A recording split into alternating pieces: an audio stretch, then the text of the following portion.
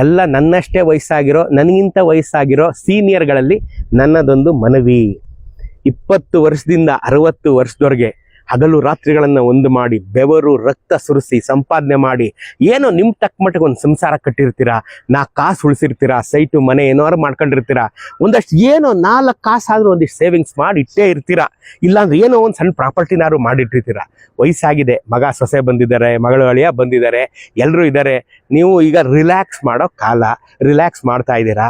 ನಿಮಗೆ ಸಣ್ಣ ಪುಟ್ಟ ಹುಷಾರು ತಪ್ಪುತ್ತೆ, ಆಸ್ಪತ್ರೆಗೂ ಅಲ್ಲಿಗೆ ಇಲ್ಲಿಗೆ ಹೋಗಿ ಬರ್ತೀರಾ. ಕರೋನಾ ಕಾಲ, ಯಾವತ್ತು ಯಾರು ಟಿಕೆಟ್ ತಗೋತಾರೆ ಗೊತ್ತಾಗ್ತಾ ಇಲ್ಲ ಈಗ. ಸೊ ನಿಮಗೆ ಮನ್ಸಲ್ಲಿ ಒಂಥರ ಅಳುಕಿರುತ್ತೆ, ನಾನು ಚೆನ್ನಾಗಿದ್ದಂಗೆ ನಾನು ಆಸ್ತಿನೆಲ್ಲ ಮಕ್ಳಿಗೆ ಹಂಚ್ಬಿಡ್ಬೇಕು, ನಾನು ಚೆನ್ನಾಗಿದ್ದಂಗೆ ನನ್ನ ಬ್ಯಾಂಕ್ ಬ್ಯಾಲೆನ್ಸ್ ಎಲ್ಲ ಇನ್ನೊಬ್ರಿಗೆ ವಹಿಸ್ಬಿಡ್ಬೇಕು, ನಾನು ಚೆನ್ನಾಗಿದ್ದಂಗೆ ಎಲ್ಲ ವಹಿಸ್ಬಿಟ್ಟು ಎಲ್ರಿಗೂ ಕೊಟ್ಬಿಟ್ಟು ನಾನು ರಿಲ್ಯಾಕ್ಸ್ ಆಗ್ಬಿಡೋಣ. ತಪ್ಪು ತಪ್ಪು, 100% ತಪ್ಪು.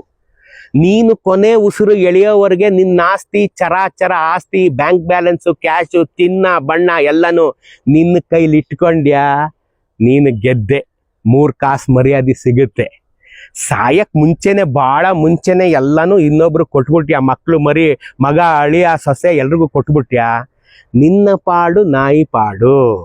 ನಿಮ್ಮನೇಲಿ ಸಾಕಿರೋ ಶಿಡ್ಜು ನಾಯಿ, ಜರ್ಮನ್ ಶೆಫರ್ಡ್ ನಾಯಿನೂ ಒಂದೇ, ನೀನು ಒಂದೇ ಆಗ್ಬಿಡ್ತೀಯ. ನೀ ಸಾಯೋ ತನಕ ಆಸ್ತಿ ನಿನ್ನ ಕೈಲಿ ಇಟ್ಕೊಂಡಿದ್ಯಾ, ಗೆದ್ದೆ.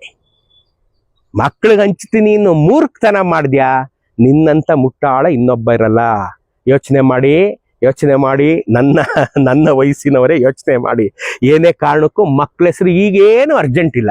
ನೀವು ರೈಟ್ ಹೇಳಿದ್ಮೇಲೆ ಅವ್ರಿಗೆ ಗೊತ್ತು, ಅವ್ರಿಗೆಲ್ಲ ತಗೋತಾರೆ ಅವರು. ನಿಮ್ಮಿಂದ ಅವ್ರಿಗೆ ಹೋಗೋದು, ಯಾರಿಗೂ 3ನೇ ಅವ್ರಿಗೆ ಹೋಗಲ್ಲ. ಅರ್ಥ ಆಯ್ತಾ? ಅದಕ್ಕೆ ಏನೇನು ಬೇಕು ಭದ್ರಾ ಮಾಡಿರಿ, ಆ ಕೀ ಎಲ್ಲ ನಿಮ್ತವಿಟ್ಕೊಂಡಿರಿ. ಆಯ್ತಾ? ನಿಮ್ಮ ಕೈಗೆ ಹಾಕಿರೋ ಬ್ರೇಸ್ಲೆಟ್ಟು, ಚೈನು, ಉಂಗುರದ ಸಮೇತ ಯಾವುದು ಬಿಚ್ಕೊಡ್ಬೇಡಿ. ಎಲ್ಲ ನೀವು ರೈಟ್ ಹೇಳ್ಬೇಕು, ಎಲ್ಲ ಅವ್ರು ಬಿಚ್ಕೊಂಡೇ ಕಳ್ಸೋದು. ಮೈ ಮೇಲೆ ಒಂದು ಬಟ್ಟೆನೂ ಬಿಡಲ್ಲ ರೀ, ತೆಗೆದು ನಿಮ್ಮನ್ನ ಗುಂಡಿಗೆ ಬಿಸಾಕ್ಬಿಡ್ತಾರೆ. ನೀವೇ ನೋಡಿಲ್ವಾ? ಏನೇ ಕಾರಣಕ್ಕೂ ನೀವು ರೈಟ್ ಹೇಳೋವ್ರಿಗೆ, ನೀವು ಅಂತರ್ಧಾನ ದೈವಾಧೀನರಾಗೋವರೆಗೆ ಯಾರಿಗೂ ಕೊಡಬೇಡಿ. ಎಲ್ಲ ನಿಮ್ಮ ಹತ್ರನೇ ಇಟ್ಕೊಂಡಿದ್ದೀರಿ. ನಿಮ್ಮ ಕೈಯಲ್ಲಿ ದುಡ್ಡು, ನೀವು ಶ್ರೀಮಂತರು ಅಷ್ಟೇ. ಇನ್ಯಾರನ್ನು ನಂಬೇಡಿ.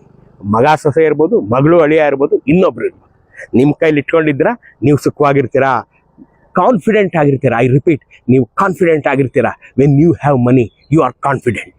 ಬ್ಯಾಂಕ್ ಬ್ಯಾಲೆನ್ಸು ತೀರಾ ಜಿಪುಣ್ತನ ಮಾಡಿ ಇನ್ನೂ ಉಳಿಸಿ ಬ್ಯಾಂಕಿಗೆ ತುಂಬಬೇಡಿ. ಮಕ್ಕಳಿಗೆ, ಮೊಮ್ಮಕ್ಕಳಿಗೆ ನೀನು ಎಷ್ಟು ಕೋಟಿ ಬ್ಯಾಲೆನ್ಸ್ ಇಟ್ಟರು ಅದು ಕಡಿಮೆನೆ, ಅವ್ರಿಗೆ ಅದು ಕಡಿಮೆನೆ. ಅರ್ಥ ಆಯ್ತಾ? ಏನು ಮಹಾ ಇಟ್ಬಿಟ್ಟಿದ್ದಾನೆ ನಮ್ಮಪ್ಪ, ಸಾಯೋವರ್ಗೆ ಇಟ್ಕೊಂಡು ನಿಗಿರ್ತಾ ಇದ್ದ ಅಂತ ನಿಮ್ಮನ್ನ ಆಡ್ಕೊಳ್ಳೋದು ಕಟ್ಟಿಟ್ಟ ಬುತ್ತಿ. ಆಯ್ತಾ? ನಿಮ್ಗೆ ಎಷ್ಟು ಬೇಕೋ ಅಷ್ಟು ಖರ್ಚು ಮಾಡಿ, ಸ್ವಲ್ಪ ರಿಲ್ಯಾಕ್ಸ್ ಆಗಿ ಖರ್ಚು ಮಾಡಿ. 5 ರೂಪಾಯಿ ಖರ್ಚು ಮಾಡೋ ಕಡೆಗೆ 7 ರೂಪಾಯಿ ಖರ್ಚು ಮಾಡಿ. ಯಾಕೆಂದ್ರೆ ಅದು ನೀವು ದುಡಿದ ದುಡ್ಡು, ನೀವು ಅನುಭವಿಸಿ. ಮಕ್ಳಿಗೆ ನೀವು ಓದಿಸಿದ್ದೀರಾ ಕಣ್ರಿ, ಕೆಲಸ